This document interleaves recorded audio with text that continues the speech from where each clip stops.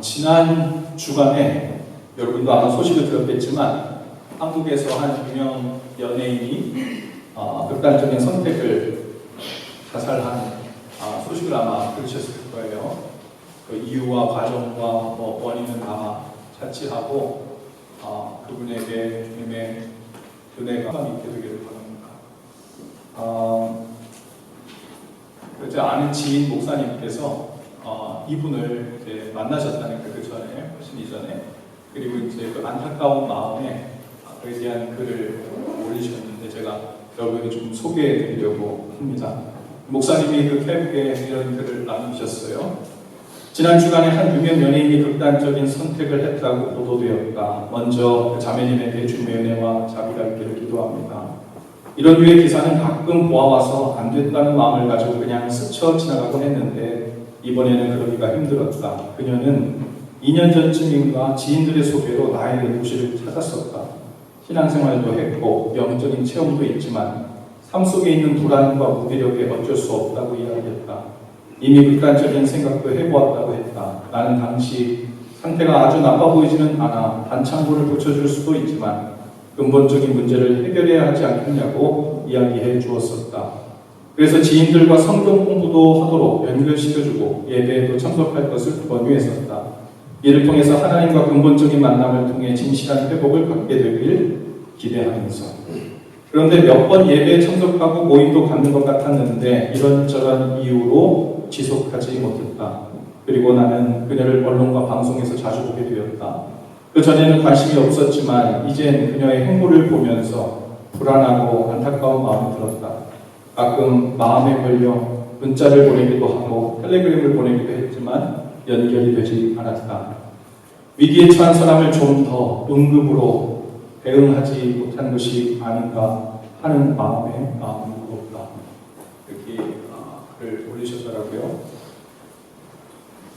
이 내용을 보면서 또 한편으로는 이분에 대한 안타까움, 아쉬움이 있으면서 또 한편으로는 제 마음에도 두려운 마음, 또 어려운 마음이 생겼어요. 혹시나 우리 교회에 하나님께서 보내주신 사람들 중에 그리고 말씀을 함께 듣고 소그룹에 함께 들어가고 함께 은혜를 나눴던 사람들이 영적인 체험도 했고 세례도 받았고 교회도 수년간 다녔고 그런데 그들의 삶 가운데 이렇듯 어떤 변화를 경험하지 못하고 믿는 자의 능력이라는 게 뭔가, 믿는 자의 표지, 증거라는 게 도대체 뭔가 하는 혼란스러운 마음을 가지고 신앙생활을 계속하다가 큰 변화 없이 그대로 계속하게 된다면, 그리고 꼭 그런 삶이 더 어려워지는 삶 가운데 놓이게 된다면 나중에 그런 소식을 혹접하게 되었을 때 내 마음은 어떨까 하는 그런 마음이 들었어요. 이 사건과 관련해서 미디어에서 여러 말들이 오르내리고 있습니다. 기독교인이 자살하는 것을 어떻게 봐야 하냐, 기독교의 실패가 아니냐, 이렇게 보는 사람들도 있어요. 여러분, 그리스도인이 된다는 것은 어떤 것일까요? 삶을 돌이킨다는 것, 새로운 삶을 살게 된다는 것, 그럴듯한 입술의 고백만이 아니라 실제로 삶이 변하는 삶을 산다는 것. 진리를 듣고 진리이신 주님께 사랑 고백만 하는 게 아니라 그 진리가 내 속에 살아서 우리의 삶을 변화시키고 진리를 살아낸다는 건 도대체 뭘까? 있다면 그것은 우리 가운데 어떤 형식으로 나타날까? 그것을 위해서는 우리가 어느 곳에 힘을 써야 하고 무엇을 해야 할까? 문제는요, 사람들이 신앙생활 하는 것을 통해 기대하는 삶의 변화라고 하는 그 기대, 그 데피니션이 다르다는 거예요. 초점이 잘못 맞춰져 있는 경우를 많이 봐요. 믿는 사람들에게 나타나야 할 뚜렷한 삶의 변화의 증거는 뭘까? 단순히 근심, 걱정 없는 삶을 살 수 있도록 하나님께서 마치 완벽한 내 인생 플래너가 되어주는, 가로막히는 어느 장애물을 치워주는, 할 수 없이 당하게 된 어려움과 고난들을 해결해주는 그런 정도의 하나님을 기대하고 그것이 여러 모양으로 나타났을 때 나는 믿는 자의 증거가 이렇게 있다. 내 삶 속에는 이런 하나님의 손길이 보여. 그것으로 내 삶이 변화되었다고 말할 수 있을까요? 감사 제목은 될 수 있죠. 그러나 그것이 내 삶이 변한 건 아니에요. 하나님께서 우리에게 부어주시는 은혜가 잇따름씩 있는 거죠. 내 쪽에서 변한 게 하나도 없어요. 삶의 변화는요, 하나님께서 주시는 것과 우리 쪽에서 일어나는 것이 같이 가야 돼요. 하나님이 우리를 새롭게 빚어가는. 여러분, 믿지 않는 사람들보다 더 잘 되고, 더 부자 되고, 우리 아이들도 더 좋은 대학에 갈 수 있고, 남부럽지 않은 삶을 영위하게 되는 것, 그것이 믿는 자들의 표적 증거, 은혜받은 증거, 하나님 함께 하시는 증거라 생각하면 안 됩니다. 간단히 생각해봐도 알아요. 예수님 알지 못하는 사람들 중에서도 이 일들이 다 잘 되는 사람도 많아요. 거꾸로 얘기하면 믿는 사람들 중에 이런 일들이 나타났다고 해서 꼭 하나님의 은혜라고만 볼 수는 없죠. 실제로 이스라엘 백성들은 출애굽하여 구원받은 후에도 여전히 가나안 땅으로 가고 있는 목적을 다른 곳에 두고 있었죠. 하나님은 분명히 모세에게 그리고 바로에게도 출애굽해야 되는 이유를 이렇게 설명했어요. 내 백성으로 하여금 나를 예배하게 하기 위해서 이들을 이끌어내는 것이라 그랬어요. 그런데 이스라엘 백성들은 광야길을 가는 동안 내내 불평불만에 사로잡혔습니다. 어쩌면 그들이 이렇게 생각했을지 몰라요. 그들이 종살이하던 애굽 땅에서 이제 홍해를 건너서 바다를 건넜잖아요. 그러니까 이제 안전지대에 왔다고 생각했을 거예요. 그래서 안도의 숨을 내쉬면서 이제 우리는 구원받았다.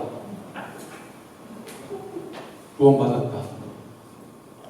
그런데 그들은 여전히 그 구원받았다고 생각한 광야길을 가는 동안 하나님이 처음부터 이스라엘 백성들에게 갖고 있었던 혹은 그들을 이끌어냈던 처음 목적을 잊어버렸어요. 그들의 관심은 어디 있었어요? 목마를 때마다, 먹을 것이 없을 때마다 불평불만이 일어나기 시작했습니다. 애굽에서 종살이는 하더라도 먹을 수 있었던 고깃국이 계속 생각나는 거예요. 누룽 넣고 이스트 넣고 부풀린 맛있는 빵이 계속 기억나는 거예요. 우리를 구원시켜 놓고 왜 그 맛있는 빵을 주지 않냐고, 왜 그 고깃국을 못 먹게 하냐고, 왜 그런 것들을 주지 않고 우리 뭐하러 구원시켰냐고. 하나님 말씀 안 해준 게 아닌데 그것을 자신의 구원이라고 생각하는 거예요. 하나님이 함께 하신다면 더 맛있는 고깃국을 더 많이 줘야 될 거 아니냐고. 더 맛있는 빵 맛을 봐야 될 거 아니냐고. 그래서 아마 그들 중에서는 이스라엘 백성이 애굽을 나오면서 많은 은금과 그리고 가축들을 끌고 나오게 됐죠. 성경에 나오진 않지만 아마 초반에 먹을 것이 없을 때 가축들을 많이 잡아먹었을 것 같아요. 떨어지니까 이제 고기가 계속 그리고 그들이 하나님을 예배하는 여정에서 그들이 필요한 것이 떨어지니까 불평불만이 일어나고 결국 송아지 우상을 만들죠. 그리고 우상에게 뭐라 그래요? 이 송아지가 우리를 애굽에서 여기까지 인도해낸 하나님이다. 이렇게 말하는 이유는 뭐예요? 이 하나님이 애굽에서 우리에게 베풀어 주셨던 애굽의 신이 했던 그 좋은 풍성한 것들을 지금도 우리에게 내려주길 원한다는 거예요. 역시 하나님을 믿는데 애굽의 방식으로 애굽의 신을 숭배하듯 믿으려고 하는 하나님께 나온 목적이 따로 있는 겁니다. 이스라엘 백성들이 애굽에서 살던 때 바램과 목적이 여전히 변하지 않았어요. 홍해를 건넜지만. 그러니 광야 생활이 혼란스러운 거예요. 신앙이 좋아졌다는 말의 의미는 무엇일까? 비현실적인 것 그리고 더 신비로운 것 기적들을 이전보다 더 순수한 마음으로 더 순진하게 잘 믿게 되었다는 것이 믿음이 좋아진 게 아니에요. 그런 것이 천국 갈 만한 어린아이의 믿음이라고 성경에서 말하고 있지 않습니다. 예수님을 사랑하고 하나님을 경외하며 사는 것이 잘 사는 거고 그 삶을 위해 부름받았고 하나님은 처음부터 그 일을 위해 우리를 구원하셨다는 것을 그리고 그 일이 컨펌되면 우리의 마음의 중심축이 그렇게 바뀌어지면 그것이 고깃국이든 이스트 들어간 빵이든 만나든 메추라기든 구름기둥이든 불기둥이든 하나님이 우리의 필요를 아셔서 더해 주실 것이라는 그 순서의 문제를 하나님이 확실히 하고 싶으신 거예요. 왜냐하면 계속 불평불만할 때마다 하나님이 아무 말 없이 그래 나는 너의 아버지니까 사랑하는 너의 아버지니까 필요한 거 다 주지.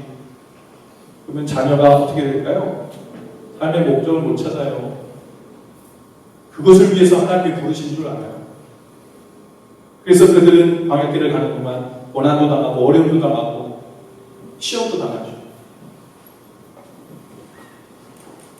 여러분 이것이 분명하지 않으면요, 중심축이 하나님께 완전히 돌아서지 않으면 우리의 신앙생활은 계속해서 망망대해에서 바람 따라 파도 따라 이리저리 표류하는 것처럼 방황합니다. 안개 속을 헤매는 신앙생활을 벗어나지 못해요. 30년에도 50년에도 심지어 우리가 늙어서 충분히 살고 하나님께 나아가는 그날 되어도 저절로 깨달아지고 영적으로 성숙해지는 날은 오지 않아요. 믿는 자들 속에 나타나는 가장 뚜렷한 변화는 예수님을 더 사랑하게 되는 겁니다. 마치 어린아이처럼 점점 더 예수님을 사랑하며 사는 것만 있으면 다 되었어요 하고 고백하게 되는 그런 삶으로 점점 가까이 하게 돼요. 우리는 우려가 생겨납니다. 정말 예수님만 사랑하는 삶으로 만족합니다. 그것이면 됩니다. 라고 고백하면 정말 내 삶을 누가 살아주나요? 내가 필요한 건 누가 챙겨줄까? 챙겨주죠. 하나님이 약속하셨잖아요. 먼저 그의 나라와 의를 구하라는 말이 뭐예요? 교회를 먼저 하라는 말이 아니라 선교사로 먼저 나가라는 말이 아니라 하나님께서 원하시는 것, 그분을 기쁘시게 해드리는 것을 내 삶의 최우선으로 삼으라는 거예요. 그분을 사랑하고 그분을 경외하며 사는 것으로 본래 우리가 있었던, 즉 죄로 인해 훼손되기 이전의 하나님의 형상의 상태, 그 상태로 다시 돌아가는 거예요. 하나님을 위해, 하나님을 향해 하나님 안에서 살게 되도록 창조된 그 상태. 그 상태로 돌아가게 되면 나머지는 문제가 아니라는 거예요. 그 다음부터는 자녀가 부모에게 무엇을 필요하다고, 무엇이 아쉽다고 얘기하면 너무나도 당연한 이야기가 되는 거예요. 여러분, 우리 안에 예수님만으로 만족하게 되는 삶, 그것 말고는 더 무서운 일, 더 두려운 일이 없게 되는, 그럼 그것이 어린아이가 됩니다. 아이들에게도 바로 가르쳐야 하죠. 착한 아이 되라고 교회 보내는 건 아니잖아요. 친구들 사귀라고 교회 보내는, 그럴 수도 있죠. 하지만 가장 중요한 이유는 아닙니다. 우리 아이들 교회 보낸다고 착한 아이가 되지도 않아요. 그 아이들도 예수 믿고 구원받아요. 할렐루야. 그 일을 위해서 하는 거예요. 그리고 그 삶을 돌이켜 인생의 목적을 바로 설정할 수 있게 도와주는 거예요. 하나님의 신기한 도움의 손길을 받아 잘되고 성공하는 아이가 되도록 하는 것이 아니라 무엇을 하든 예수 사랑을 삶의 목적으로 삼고 그 받은 사랑을 흘려보내며 즐거워하고 행복하게 되는 삶의 목적을 붙잡도록 하는 거예요. 그 모습을 보고 주위의 사람들이 나는 세상의 방식을 가지고 살았는데 도대체 네가 가지고 붙들고 있는 방식은 무슨 방식이냐? 네 안에 보이지 않게 무슨 일이 작동되고 있는 거야? 이것을 궁금하게 하는 것. 여러분, 그것이 진리가 작동하는 거고 복음이 작동하는 거예요. 할렐루야. 그것이 아이들 향한 부모의 간절한 소원이 되어야 하고, 주님 오직 그것이면 됩니다. 우리 아이들 그것이면 돼요. 하나님, 우리 아이들을 향한 소원 99%가 주님을 사랑하게 된 것만으로 충분합니다. 인간적으로 아쉬움이 있을 수 있지만 그것이 부모의 마음가짐이며 하고 흔들리지 않아야 됩니다. 우리 아이들을 어떻게 기를 것인가가 그 후에는 분명해집니다. 무엇을 시킬 것인가, 그것이 분명하지 않으면 교회 보낸다 해서 신앙교육이 되는 게 아니에요. 교회에 대한, 성령에 대한 지식이 우리를 하나님을 사랑하게 만들지 않죠. 과정 중에 있는 것이죠. 한 자매님이 묵상하는 글을 저에게 나눠주시다가 한 글을 보내왔는데 제가 좀 소개하고 싶어서 허락을 받고 여러분에게 좀 읽어드립니다. 자매님이 이렇게 나누셨어요. 아이들 밥을 차려놓고 나는 부엌에서 도시락을 싸고 있었는데 먼저 이 아이가 밥상 앞에 앉아 한참을 먹지를 않길래 왜 그러지 하고 돌아보니 기도를 하고 있었다. 정말 신기했다. 기도하는 아이의 표정이 정말 진지했다. 형식적인 기도가 아니라 진짜로 마음을 담아 기도하고 있는 것 같았다. 너무 감사해서 눈물이 났다. 아니 사실 많이 울었다. 내가 맨날 지지고 볶고 넘어지고 또 실패하고 실수하고 징징거리며 하나님을 찾고 있는 사이, 그럼에도 신실하신 하나님이 우리 아이의 마음에 믿음의 씨앗을 자라게 하고 계셨던 것입니다. 어떻게 저렇게 기도하고 말씀 있는 아이가 내 자식일 수 있을까 싶고, 이제 죽어도 여한이 없을 것 같지만 이 험한 세상에서 믿음을 잃지 않고 중심을 단단히 잡고 설 때까지 아이들 옆에서 응원해주고 기도해야지 하고 생각합니다. 이 성도님이 자기 아이가 진지하게 주님의 이름을 부르고 기도하고 하는 것을 보고, 야, 이제 나는 죽어도 여한이 없다, 이렇게 생각했다고 했는데, 아이의 그 모습을 보고 죽어도 여한이 없다고 생각하는 그분을 보고 저는 목사로서, 야, 나는 이제 죽어도 여한이 없다, 이런 생각을 했습니다. 오늘 우리가 읽은 시편 16편은요, 다윗의 시편 23편과 짝을 이루는 시로 잘 알려져 있는 시편이에요. 다윗은 대적에게 생명의 위협을 받으면서 쫓기고 있는 순간에 시편 23편을 지었어요.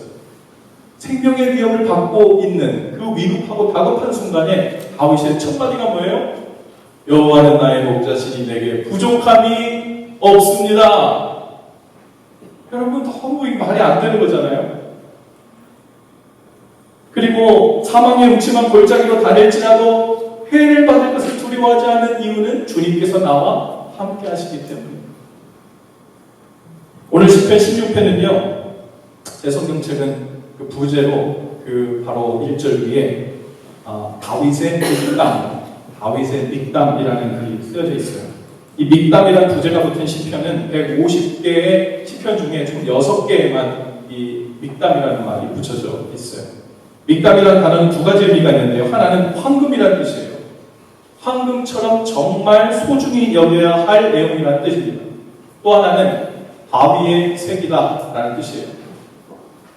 내 마음에서 잊어버리지 않고 내 삶에서 놓치지 말고 반드시 새겨서 붙들고 살아야 할 말씀이라는 뜻이죠. 지금 다윗이 시편 23편의 내용과 마찬가지로 위급한 상황에 놓여 있어요. 그래서 다짜고짜 1절에 뭐라고 합니까? 하나님이여 나를 지켜주소서. 지금 지켜지지 못할까봐 지금 위급한 상황에 있는 거죠. 그리고 내가 죽게 피하나이다 하고 이렇게 부르짖습니다. 첫 절부터요. 그런데 이 위급하고 피할 상황이긴 한데 이번에는 원수나 대적들 때문에 생명의 위협을 느끼는 게 아니에요. 전체 문맥을 살펴보면 이것은 육신적인 위협의 상황이 아니라 영적인 위협을 비유적으로 표현한 것입니다. 그래야 문맥적으로 맞아요. 아래 내용 어디에도 대적에 관한 언급이 없어요. 이 영적인 위협 앞에서 다윗의 이어진 고백은 2절이에요. 뭐라고 나옵니까? 주 밖에는 나의 복이 없습니다. 주 밖에는 나의 복이 없다는 거예요. 마치 시편 23편에 여호와는 나의 목자시니 내게 부족함이 없습니다 라는 고백의 이 짧은 버전 같지 않습니까? 이어지는 3절에 보면요, 이번에는 땅에 있는 성도들은 존귀한 자들이니 이런 표현이 나와요. 갑자기 지금 이야기가 어떻게 흘러가는지 좀 혼란스러울 수 있습니다. 언뜻 보면 이 내용의 의미를 알 듯도 하고 모를 듯도 해요. 여기에 나온 이 성도들이라는 의미를 우리가 좀 잘 이해해야 하는데 이것이 한글로만 봐서는 오해 여지가 좀 있어요.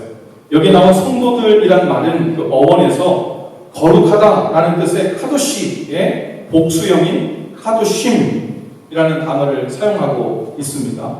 성경에서 쓰인 그 카도쉬라는 말은요, 주로 하나님의 거룩하심에 대해서 말하는 거예요. 그리고 하나님의 거룩한 백성, 사람을 향하여 지칭할 때 쓸 때는 카도쉬를 사용하지 않고 하시드라는 말을 사용합니다. 그 시편 89편 5절에서 7절에 보면 이 카도심이라는 단어가 이곳에 사용됐는데 어느 구절에 사용됐냐면요. 하나님의 거룩함에 대해서 사용된 게 아니라 신들의 모임, 즉 우상들의 모임을 사용할 때 카도심이 사용된 거예요. 이러한 신들의 모임 중에 어떤 신들도 하나님과 같은 분이 없습니다 라고 표현할 때 이와 같은 신들의 모임 중에 할 때 그 신들, 그 거룩한 신들이라고 이방의 거룩한 그 우상신들을 표현할 때 사용된 단어예요. 그래서 땅에 있는 성도들, 땅에 있는 카도심이라는 의미는 이스라엘 백성들 중에 거룩한 성도들을 말하는 것이 아니라 땅에 세워진 우상의 신들을 가리키는 말로 학자들이 의견을 모읍니다. 이 시편 전체 문맥에 비추어 보아도 그렇게 해석돼야 말이 돼요. 그렇다면 2절에서 여러분 다윗은 여호와만 나의 복이십니다 이렇게 얘기해놓고 3절에 보니까 뭐라고 하냐면 그 주변 나라들이 섬기던 땅에 있는 그 우상들에 대한 견해를 이야기하는 거예요. 성도들의 존귀한 자. 여러분 이방 신 우상들을 높이고 있어요.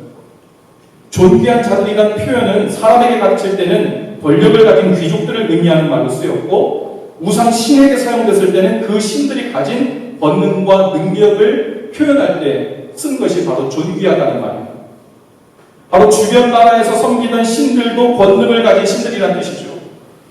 지금 시편 기록자는요 마치 언뜻 보면 지금 정신없는 것처럼 보여요. 하나님 외에는 복이 없습니다. 더 좋은 것이 없습니다라고 말하는 동시에 그 똑같은 한 입으로 다른 우상신들도 권능을 가진 신들입니다. 그것을 인정합니다. 그리고 제 마음에 그것을 즐거워하는 마음이 있습니다. 라고 얘기하는 거예요. 이게 웬일입니까? 이 사람은 이러한 신들을 향해 나의 모든 즐거움이 그들에게 있도다 라고 표현하고 있어요. 하나님, 나의 주님이시고 최고 좋으신 것은 다 하나님으로부터 받았습니다. 그리고 바로 이어서 이방신들 생각만 해도 가슴이 두근거리고 기쁨이 샘솟습니다. 이런 식으로 말하는 거예요. 어떤 의미에서 양다리를 거치고 있는 것처럼 보이죠. 그런데 이방신들은 실제로 지금 이 다윗의 마음을 가슴이 두근거리고 즐거움이 넘치게 하고 있다고 얘기하는 거예요.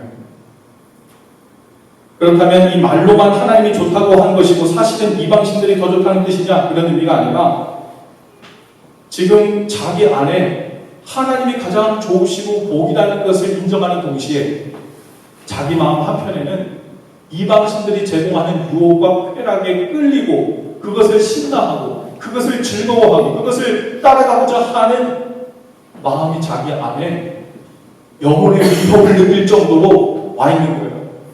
그래서 지금 내 생명을 취하러 오는 대적들이 아니라 이 영적인 위기 앞에서 주님 저를 지켜주옵소서 제가 주님 앞에 피하고 있습니다. 이야기를 하고 있는 거예요.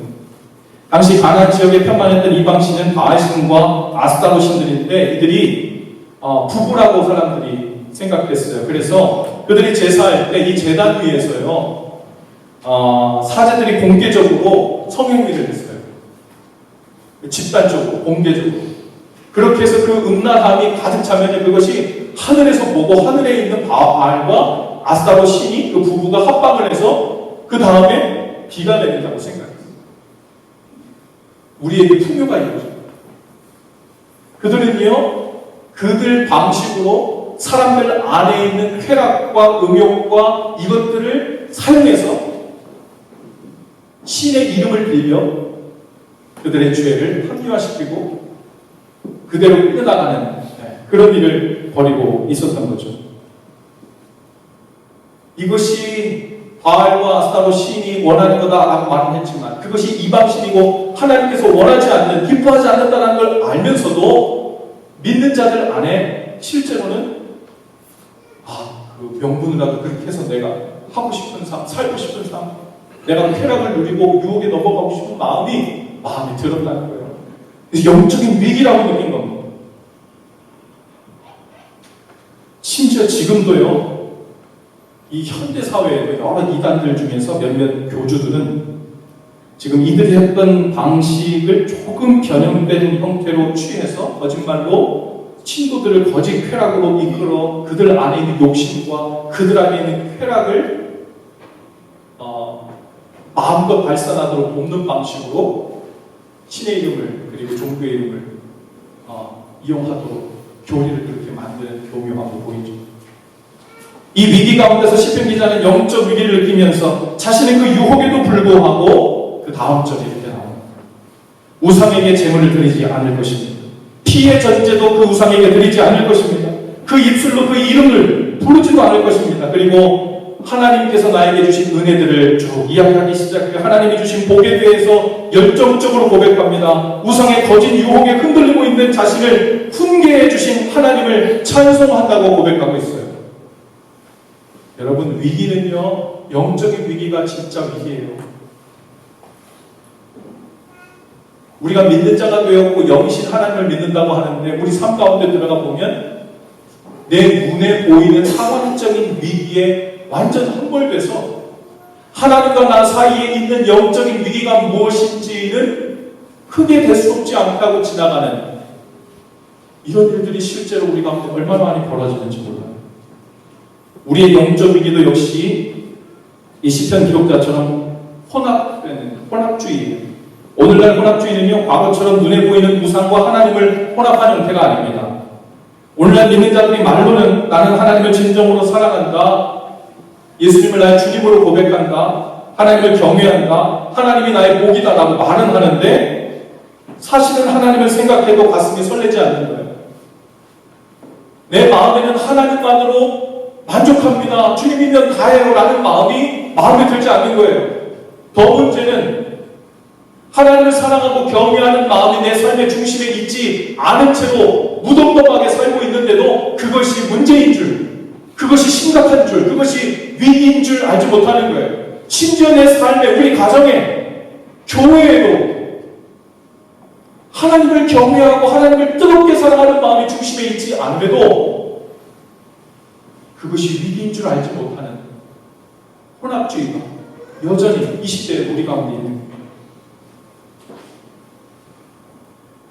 혼합주의자들은 세상의 부와 명예와 권력 같은 것을 가질 수 있으면, 그 길이 있다면 하나님을 잘 믿다가도 그 일이 얼른 보이면 어떡하겠어요? 가슴이 설레요. 기뻐하는 마음이 생겨요. 좋아하는 마음이 생겨요. 서둘러서 그것을 붙잡으려고 합니다. 하나님께서 좋아하시는 것인지 아닌지 물어보기도 전에 이 기회 놓치면 안 된다는 식으로 얼른 달려가게 되죠. 하나님과 맞바꾸더라도 그러한 것들을 잡으려고 합니다. 성도들만이 아니에요. 목회자들도 목회적인 성공, 쾌락, 욕심, 돈, 그 무엇이든 언제든지 방심하면 무너지죠. 그 일을 따라 얼마나 정신없이 서둘러 달려가는지. 이 상황에서 지금 해결책이 무엇입니까? 시편 기자는 8절에서 그 중심이 되는 해결책을 이렇게 고백하고 있어요. 여러분이 한 목소리 좀 읽어볼까요? 8절입니다. 시작. 내가 여호와를 항상 내 앞에 보시며 그가 나의 오른쪽에 계심으로 내가 흔들리지 아니하리로다. 아멘. 여러분, 이 세상의 것에 온통 마음이 빼앗겨 하나님을 믿는다는 고백도 있고 주님을 좋다는 고백, 사랑한다는 고백도 있으나 삶에서 이 능력이 나타나지 않고 흔들리는 이유가 어디 있습니까? 무엇이 필요하다는 거예요? 하나님을 항상 앞에 모시고 사는 일, 이 일이 필요하다. 그러지 않으면 파도 따라 흔들리는 삶이 됩니다. 왜 흔들릴까요? 주님을 앞에 모셔두고 하지 않기 때문에. 우리가 예수님을 처음 영접할 때, 그리고 주님을 믿는다고 고백할 때, 그 후에 우리가 큰 착각을 하나 하는 게 있어요. 나는 예수님을 영접했으니, 그리고 믿는다고 고백했으니, 그 다음부터는 예수님이 내 삶 주위 어딘가에 계시겠지. 필요할 때 지니처럼 딱 나타나가지고 우리 필요한 것을 해결해 주시겠지. 그리고는 주님이 지금 어디 계신지, 내 마음과 가까이 있는지 멀리 있는지, 내 앞에 계신지 오른쪽에 계신지 왼쪽에 계신지, 나 혼자 하나님을 무시하고 앞에 한참 달려오고 주님을 저 뒤에 두고 있는지 찾아보지 않아요. 그러니 주님이 우리 삶 앞에 나와 임재하신다든지 경험될 수가 없잖아요. 주님이 함께 계신다는 경험과 확신과 믿음이 없는데 무슨 죄를 못 저지르겠어요? 우리가 하나님 앞에서 지은 가장 큰 실수이자 큰 죄는 하나님을 내가 하나님이 함께 계신다는 믿음에 흐려져 가고 그것을 붙잡지 않고 살고 있는 순간에 마음을 돌이켜서 그분을 다시 내 앞에 믿음으로 모시는 일을 스킵하는 거예요. 여러분, 그 일을 놓치면 그 다음 모든 종류의 죄들은 자동으로 따라 나오는 거예요. 누가 무슨 죄를 짓고 무슨 죄를 짓고 무슨 죄를 짓고 사람이 어떻게 그럴 수가 있어? 뭐 어떻게 그런 말을 할 수가 있어? 어떻게 그런 행동을 할 수가 있어? 여러분, 그 리스팅 해볼 필요가 없어요. 거기에는 첫 번째 가장 중요한 방어막이 뚫려서 그래요. 첫 번째 중요한 게 뭐라고요? 하나님을 내 앞에 모시고 사는 일이 뚫려서 그래요. 그 다음부터는 모든 죄는요, 파도처럼 홍수처럼 우리 삶 가운데 쓸려 들어오는 거예요. 하나도 이상한 일이 아니에요. 여러분, 헬리 나우엔의 영적 발돋움이라는 책이 있는데요. 어느 날 제자와 그 헬리 나우엔 교수가 침묵 속에 하나님의 임재를 미리 경험합니다. 그리고 그 제자가 머뭇거리면서 헬리 나우엔에게 이렇게 말해요. 선생님을 보고 있으니 마치 그리스도를 뵙고 있는 것 같습니다. 나는 그 말을 듣고 흠칫 놀라지도 않았고 또 아니라고 하고 싶지도 않았으며 다만 이렇게 말할 수 있었습니다.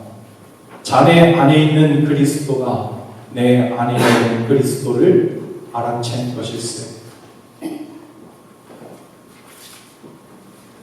맞습니다. 정말 그분이 우리 가운데 계십니다. 라고 이제 제자가 이야기하니까 헬리 나우엔이 이렇게 얘기해요. 그 다음에 그가 한 말은 수많은 세월 동안 내가 들어본 말들 중에서 가장 치유력 있는 말이 되어 내 마음에 담겼습니다. 그건 이겁니다. 이제부터는 교수님이 어디에 가든지 혹은 제가 어디에 있든지 우리 사이의 모든 땅은 거룩한 땅일 것입니다. 왜요? 양쪽 모두 그리스도를 내 앞에 모시고 있기 때문에 그분을 앞에 두고 말하고 서로를 리스펙트하고 사랑하고 행동하고 하는 그 영역은 하나님 기뻐하시는 일들로 가득 찬 거룩함의 공간이 될 거라는 거예요. 할렐루야. 여러분이 서 있는 땅, 여러분이 앉아있는 그 자리 앞에는 무엇이 있습니까? 무엇이 없습니까? 예수 그리스도를 그 앞에 모시고 있습니다. 성경에서 그렇게 얘기해요. 예수님을 영접한다고 항상 그분을 앞에 모시고 사는 거예요. 모셔야 그분이 앞에 계십니다. 마음에만 내가 영접했다고 그분이 자연스럽게 내 앞에 계시지 않아요. 우리 마음에서 주님이 내 삶에 계시지 않은 것처럼 의심의 안개가 막 올라오고 걱정, 의심이 막 들어오기 시작할 때 그때 바로 뭐 해야 돼요? 매 순간 눈을 감고 주님을 다시 믿음으로 제 앞에 모십니다. 제 오른쪽에 떠나지 말고 계셔주세요. 그리고 저에게 이 유혹을 이길 힘을 주세요. 이 죄를 거절할 힘을 주세요. 피할 길을 주시옵소서. 이 일들이 우리 삶 가운데 이어져야 해요. 여러분 한번 상상해 보세요. 예수님을 우리 앞에 믿음으로 그렇게 모신 상태에서 형제와 형제가 만나고 자매와 자매가 만나고 부부가 서로를 대하기 시작, 부모와 자녀가 서로 대하기 시작. 우리 교회 리더십이 주님을 앞에 모신 상태에서 오가는 모든 의견들과 결정사항들이 되어지기 시작합니다. 그저 그 공간에서 이루어지는 모든 일은 하나님 기뻐하시는 거룩한 일들이 되는 거예요.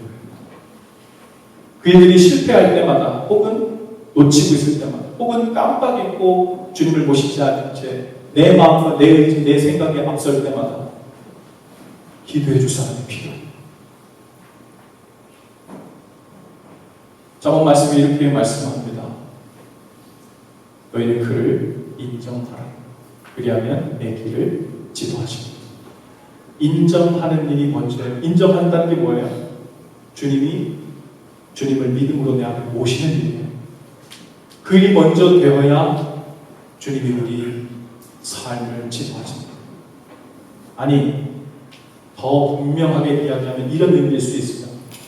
믿음으로 그분을 내 앞에 모시는 그 인정함이 매 순간 이루어지지 않으면 설사 주님께서 우리의 삶을 인도하고 계셔도 그것을 알아챌 재간이 없는 거예요.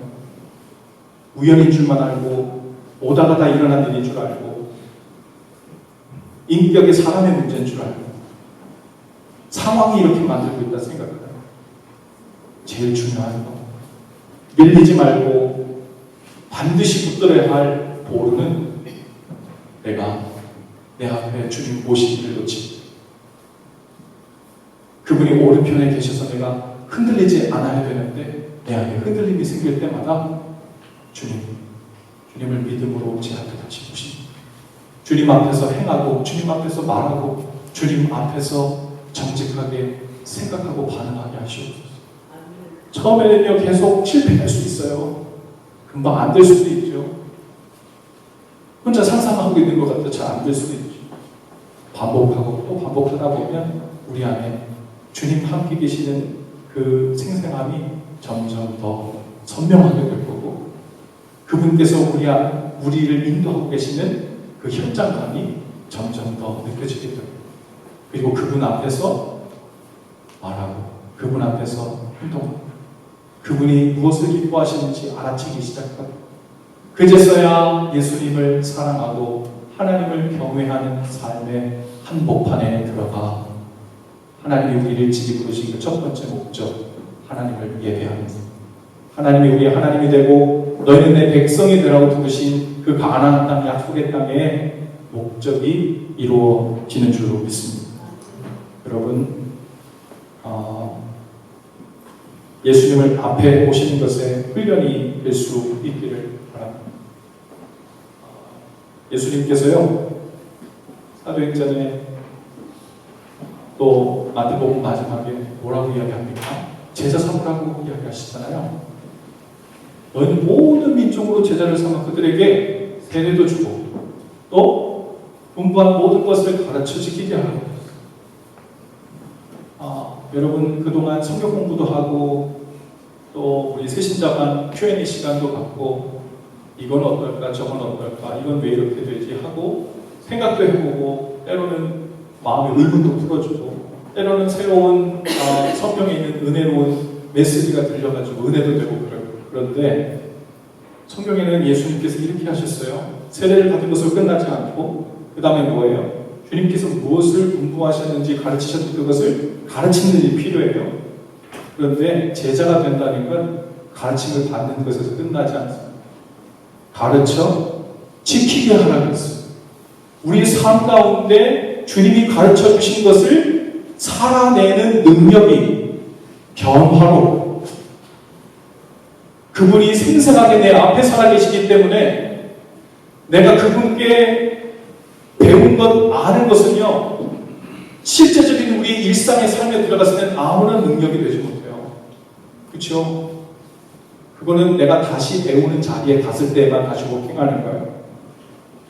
내 삶의 자리에서 이것이 워킹하고 능력이 되려면 내가 사는 그 자리에 인격이신 그분을 모시고 경험하고 동행하고 있어야 돼요. 할렐루야. 그래야 변화가 연결되죠. 제자가 된다는 것은 주님께서 우리에게 가르쳐 주신 것, 분부하신 것을 지키는 삶으로 들어가는 하나님께서 제게 어느 날 그런 마음을 주시더라고요. 우리 교회 이제 성경 공부도 하고 새신자가 성숙자가 많이 했는데 이제 그것을 살아내는 훈련을 할 때다. 그 다른 것 아니라 예수님과 동행하는 것을 훈련하고 서로 체크해주고 서로 내가 주님과 이렇게 동행하고 있다면 묵상 일기를 써서 쉐어하는 것도 좋은 방법이 되고요. 서로의 영적인 상태가 어떤지 서로 이야기하고 기도 제목을 나누는 것도 필요하고 지속적으로 훈련받으며 내 삶 속에 이것을 꼭 변화시키고 싶은 그것을 위해 타겟링하고 서로 삶을 바꿔가는 그런 훈련이 구체적으로 필요합니다. 오늘 그 제자 되는 일들이 우리 삶 가운데 도전이 되고 무엇보다 주님을 우리 앞에 진정으로 모시고 사는 일들에 승리하시는 저와 여러분들 다 되실 수 있기를 주님의 이름으로 축복합니다. 우리 모두 자리에서 다 일어나십시다. 오늘 주신 말씀 기억하면서 헌신 기도를 한 목소리로 함께 고백하겠습니다. 함께 기도하죠. 주님, 오늘 우리는 심각한 영적 위기 가운데 살고 있습니다. 날마다 하나님 아닌 것들이 저희의 마음과 생각을 채우고 뒤흔들고 있습니다. 저희 일상이 혼합주의에 빠져 있으면서도 애통하는 마음도 위기감도 없는 심각함을 주님 아십니다. 주님, 이 시간 우리 영혼을 깨워 주옵소서. 믿음으로 주님을 앞에 모시고 사는 날이 시작되길 원합니다. 믿음으로 주님을 앞에 모실 때, 그리고 도움을 구할 때마다 이길 수 있는 능력과 피할 수 있는 길을 열어 주옵소서. 주님을 모실 때마다 진정으로 삶이 변하고 진리의 능력을 경험하는 삶이 되도록 인도해 주옵소서. 예수님 이름으로 기도합니다. 아멘. 오늘 주신 말씀 기억하면서 하나님이 먼저 주신 은혜, 먼저 다가와 우리 앞에 계셔 주신 은혜를 기억하며 나가십시오.